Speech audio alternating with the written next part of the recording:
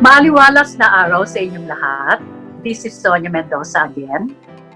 Our episode today is what we call Enneagram. This is not new anymore. But the first time I got through this, it was introduced by a nun named Sister Rivka Rogacion of the Good Shepherd. It was very interesting and I discovered myself more in going through the seminar. Now, that was 1984 and it's 2020 now.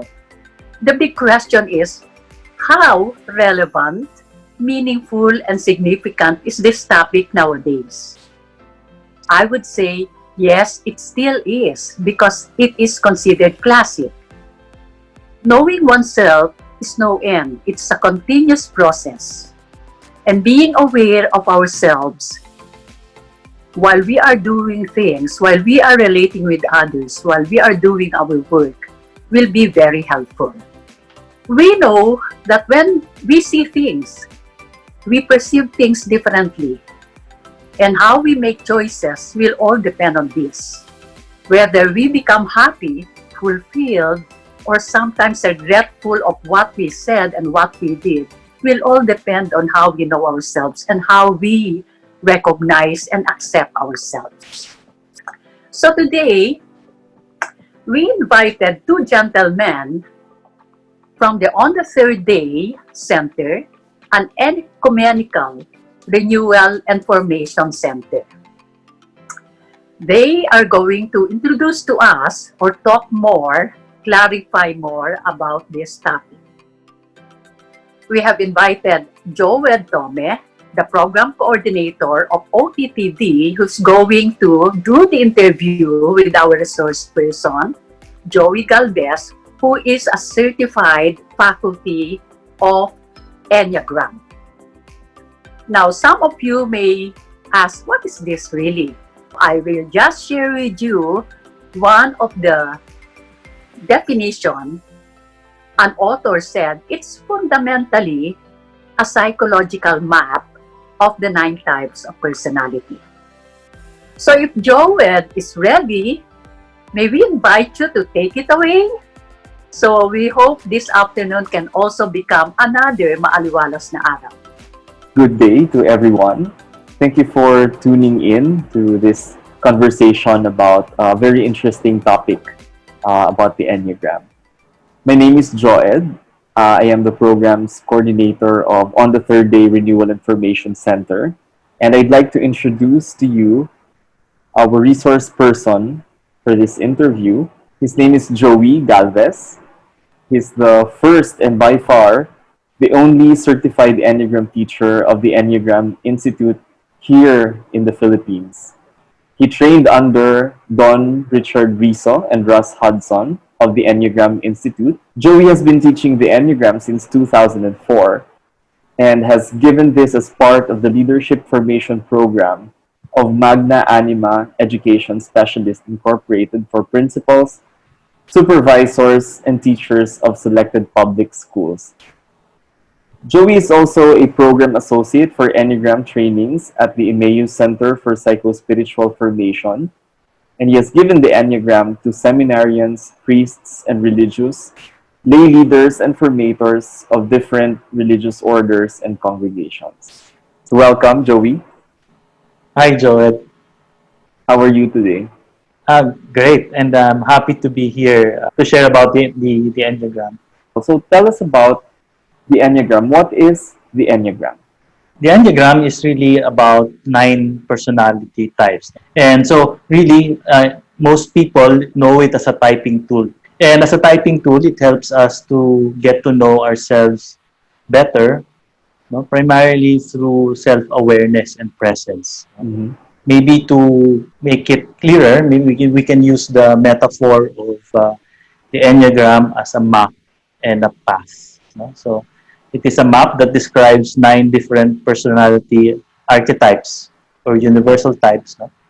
And each type has its own set of preoccupations, motivations, and behaviors. So each type is, and I think each type is really familiar to us, either because we know it in ourselves, or we know it through another person, a friend, family member, an acquaintance, no?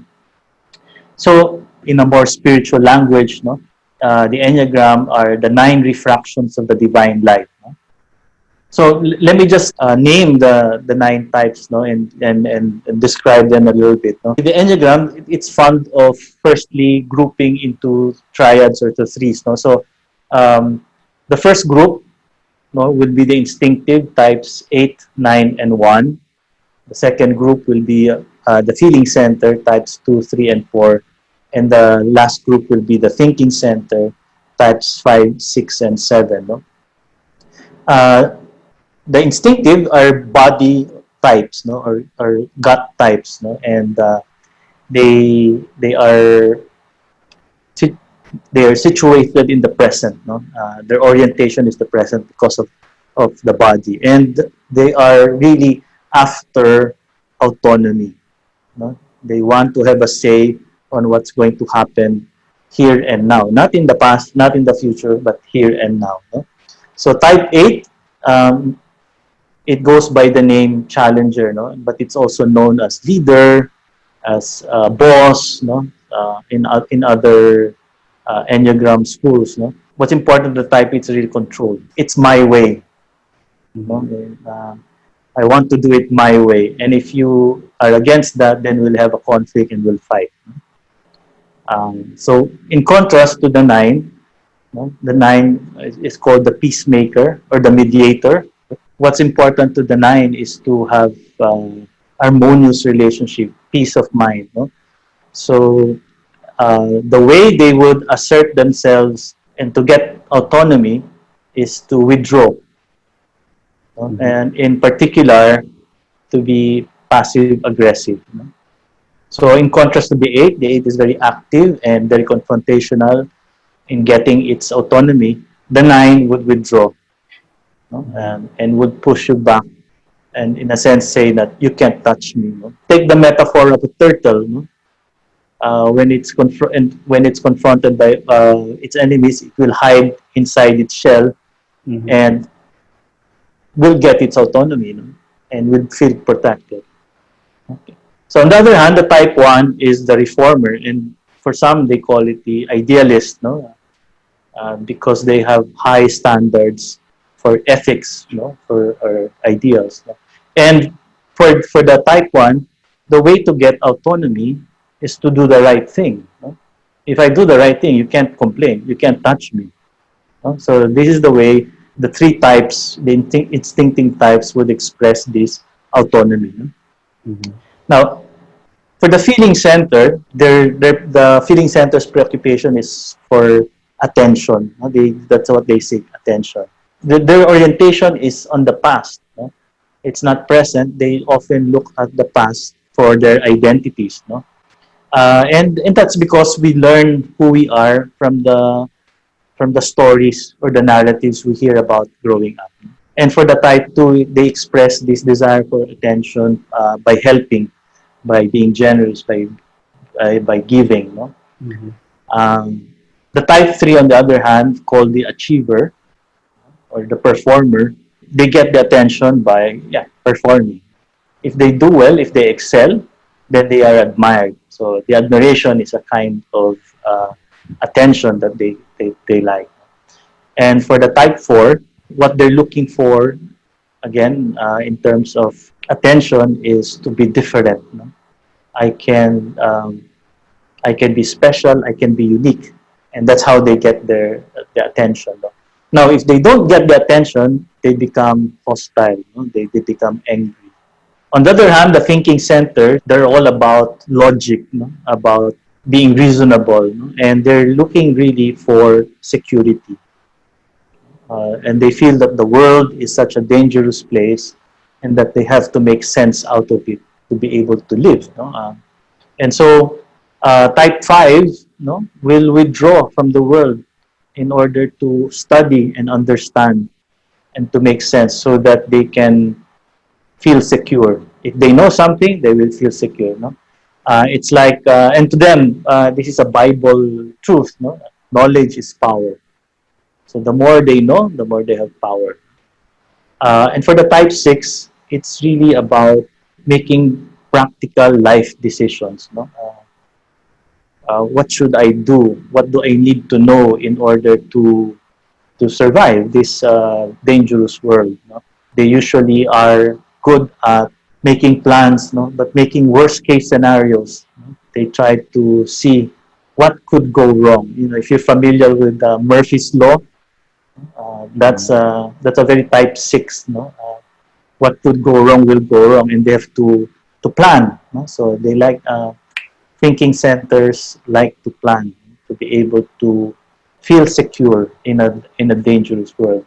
And the type 7, they're looking for new things. No, they want to experience, no, new things. So they're really looking for they're really all their work like planning, it's new projects, new work, and they don't like to keep still because what they're afraid of is something within, no? And if it surfaces, then they're not comfortable with that. Finding new things, no, being fun, having fun is something that gives them security. So briefly, those are the different types of the Enneagram. Right. Wow, those are very interesting descriptions. And I think many people are wondering that since the Enneagram has 9 types, no, does this mean that there are only 9 kinds of people in the world? No, these are archetypes, no, and many, if not all, of the Enneagram teachers would say that there are no pure types. So, in other words, there are a lot of variations. Yes. And this is not a kind of a tool to box in people Right. into these 9 types. I think the idea, I've encountered some people saying, I don't like the Enneagram, it puts me in a box. When we reflect on it a little bit more, we realize that we're already in a box. And the Enneagram is really a tool that can help us move away from that box. Tells us how we can become a better version of ourselves. No? Right. Many people who study the Enneagram, no, initially they get very excited, no, because they discover that, like my niece, no, she told me, how can something generic, or something very broad describe me so accurately? And that's the fascination that you initially encounter with the Enneagram. And that's good, no? Because you begin to understand that, wow, I have a better handle about myself, no? But the next step there is really to practice awareness, no? So that you can move out, you can become more aware of what your behavioral patterns are, and therefore you're led into a way of transformation. So instead of the Enneagram being like 9 boxes, no, to limit people, it's actually a very useful tool for us to free ourselves. Just Right. like what you said, to free ourselves from all these things that keep us from living a life that's full. Right. And, That's right. so for you personally, Joey, how did this interest in Enneagram start? When I entered the Jesuit novitiate, we were given the Enneagram. No? So, but the way it was given, this was back in the mid-80s, no? It was very different. No? We were asked to take a test, and then we underwent some processing. No? The test kind of determined already your type. No? Right. And yet, back then I felt that there was something amiss. It didn't seem right. No? And if you are in the process of choosing your type, it's very important to listen to that. No? If it doesn't feel right, it's probably not your type. Because you're the only person who will be able to say what your type is. No amount of tests will tell you your type. No? You will have to really discover. And part of the discovery is it feels right, it fits right, then it's probably your type. So that's one way of doing it. No? Right. And then when I left the society, I kind of forgotten all about that. No? And then, so I didn't know my type. And then in 2004, I got reconnected with a certain priest who had a leadership formation program. And we said that we can use the Enneagram as a tool for developing leaders, no? Because your leadership style will really depend on your personality. No? And so I taught the Enneagram, but I was very lucky that nobody asked me, "Sir, what is your type?" Mm-hmm. Because I really didn't know You didn't know then, yeah. the type. No? So since 2004, and then it was only in 2007 when I went through the teacher certification program with Enneagram Institute that I finally discovered my type. It was kind of, in a sense, evolving, no? But but listening to oneself, that's the best way, no, to determine your type. When I finally discovered my type, I said, "Wow, this is it." It sort of explained everything about my past, what my personality, what I'm prone to do. It's like coming home to yourself, And it felt right that time. and it felt right. Yeah. So your experience was like there was an initial exposure to it and it didn't feel right, and then it reintroduced itself to you years after, and since then you studied about it, and and you saw how beautiful the Enneagram is. In which areas did you find the Enneagram useful? Okay. First, about knowing what my strengths are and what my weaknesses are, no? Because sometimes we thought these are our strengths, no, and then only to discover that they're not. No? So with the Enneagram, it helped you find what your strengths are. I remember one experience of telling my students when I was teaching that, I'm a very kind person, and most of them snickered, no? And began talking and making snide remarks. No? Why? Because I used to throw chalks at them. No? And so they said, "Is that a kind person who throws chalk at us?" No? So in a sense, is that really my strength, being a kind person? So who's right, my perception or other people's perception? So with the Enneagram, that helps with awareness. You begin to realize, oh, maybe this is not really my strength, no, but it's only my perceived strength, no, or my perceived weakness. So it gives you more grounding, a more realistic take of yourself. No? Also, it makes you realize what are your defense mechanisms, what are your coping mechanisms, and where are these rooted? No? What gives you anxiety? What makes you anxious? No? So those things, you begin to discover those things when you look into your type, fears and desires. No? So what am I really afraid of, and what am I desirous of? No? And if you are looking for meaning in life, and I think all of us do, Ignatius would value or would give importance to desire. No? So part of the desire, no, knowing your desire, is knowing also who you are. That will set you off into a search for your true self. No? So that's one also. And then another one is, how do you react to frustration and disappointments? The Enneagram can also give you a clue. No? For some people, they will react to frustration and disappointments by being optimistic, always seeing the silver lining. Don't worry, no? Everything's fine, all shall be well. For some people, they will say, forget about feelings, let's solve this logically, uh, and we'll find a solution. So if you find a solution, then you won't be disappointed. You'll be able to overcome that. Or some people will say, I'm distressed, I'm emotional about it. How come you're not? If I'm, feeling bad about this, you should be feeling bad about this. How come you're not? So again, the Enneagram will be able to help us sort this out, and have a label, and finally understand why we behave in such a way. I remember a lot of instances when conflicts would arise, and a lot of things that are at play there in the face of conflict, for example, seem to arise from not knowing where each person is coming from. Right. I think that a lot of the things that we experience are all, and the things that we do are all fueled by what we want to do and what we fear the most of ourselves. So you're saying that that Enneagram digs deep like that.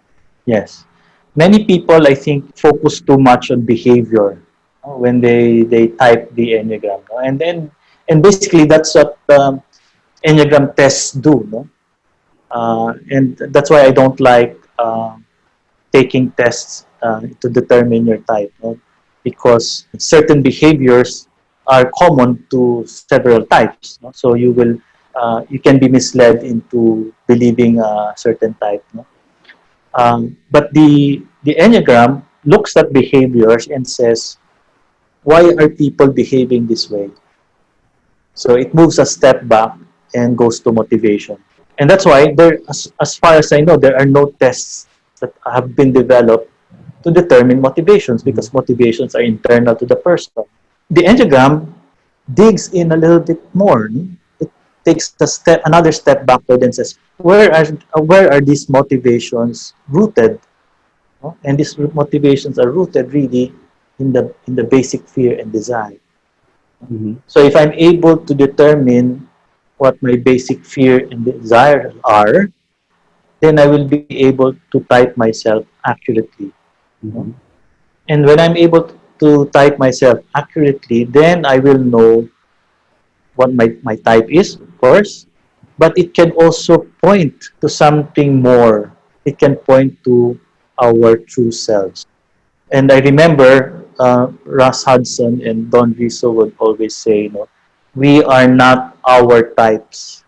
We have a type, we are not our types. So there is more to us than just our personality types.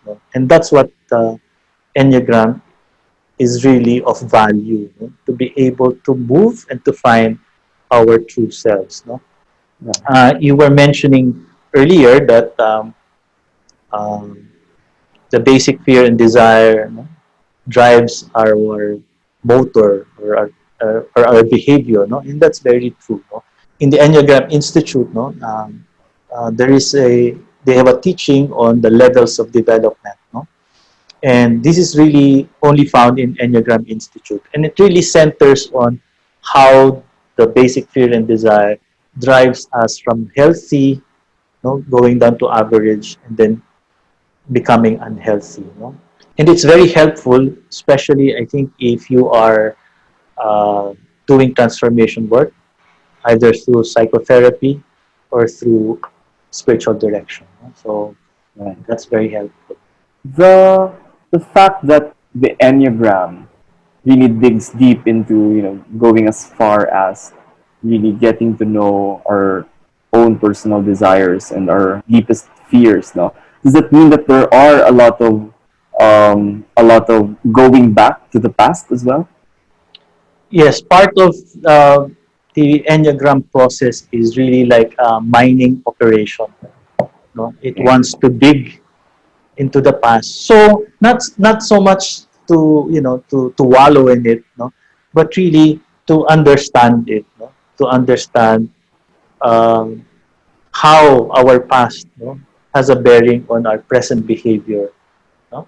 I think for some people they have gone through some psychology where they learn about the inner child, and so they realize that this inner child, about 3 or 4, is really the one deciding. So it's something like that. No, you begin to dig what happened in terms of my childhood. For the Enneagram Institute, it looks at the object relations. What was the affect or the universal emotion that was established between the nurturing figure, the protective figure, or both?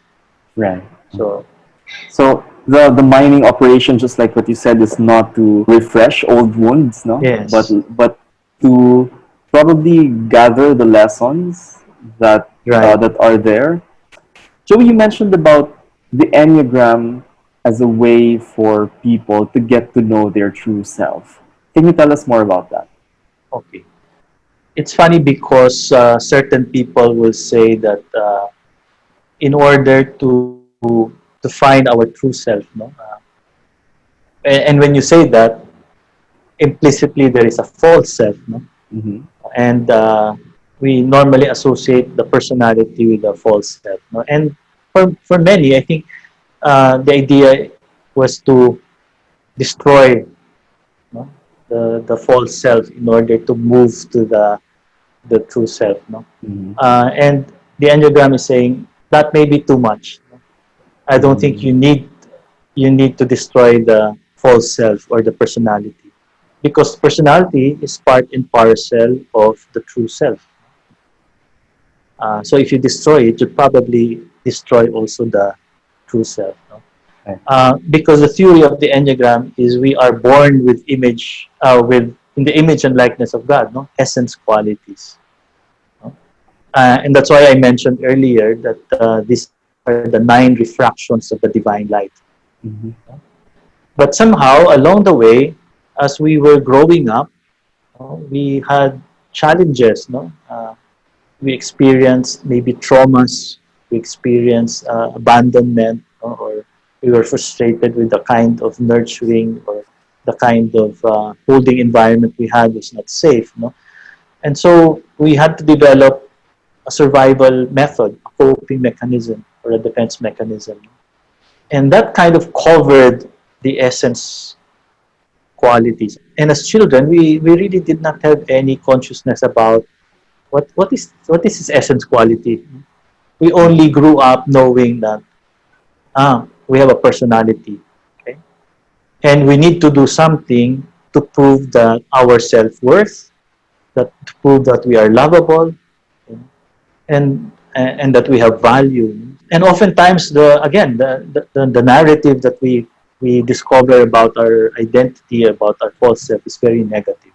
And so the journey really is to learn, no? And what happened in my childhood, no, that brought about this personality, so that the personality now can point us to the true self.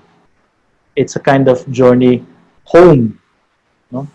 And this time when we discover a true self, there is now consciousness. We're more conscious about it, and therefore we can be more intentional about our living out the essence qualities. So, in other words, the Enneagram meets us in the here and now, Yeah. where we Where are, we who are. we are right now, Yes. with our personalities, our fears, our desires, our tendencies.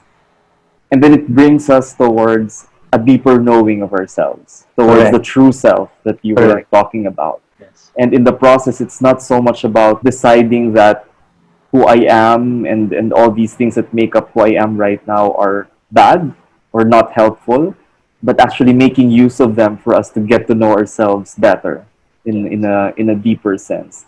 And so and the Enneagram does that. The refractions of God, just like what you said, that we are all created in the image and likeness of God. And so, is it correct to say that the Enneagram is pretty much like finding that face of God in ourselves? Exactly. You nailed it. Um, if we are made in the image and likeness of God, then Christ is the first image to us of God. So we find ourselves, you know, in that image. And this is a common misconception, no, that we only have one of the 9. In reality, we all have the 9 types within us Mm-hmm. in varying degrees. So the challenge also of the Enneagram is to be able to use all these 9 spaces or 9 energies to be able to respond appropriately in the world. Now, if you bring that to the essence qualities or the 9 refractions, we do not only have one, we have all of them. No? But it's like we are drawn, or we are given this gift, particularly one gift of the 9. And that reflects mostly who we are. But we all have the other 9 essence qualities just the same. All right. So thank you for those input, Joey. And it does sound like the Enneagram is a very helpful tool in terms of getting to know ourselves. And I can just imagine the possibilities now, the many uses of the knowledge of the Enneagram probably in relationships, Right. in Yeah. at work, you know, in personally in finding one's calling, in and it all points towards this direction of who really I am. And I think that's central to what the Enneagram wants to achieve. Right. Okay. So, do you have any message to those who are probably becoming more and more interested now in getting to know themselves through the Enneagram? So first of all, don't take a test.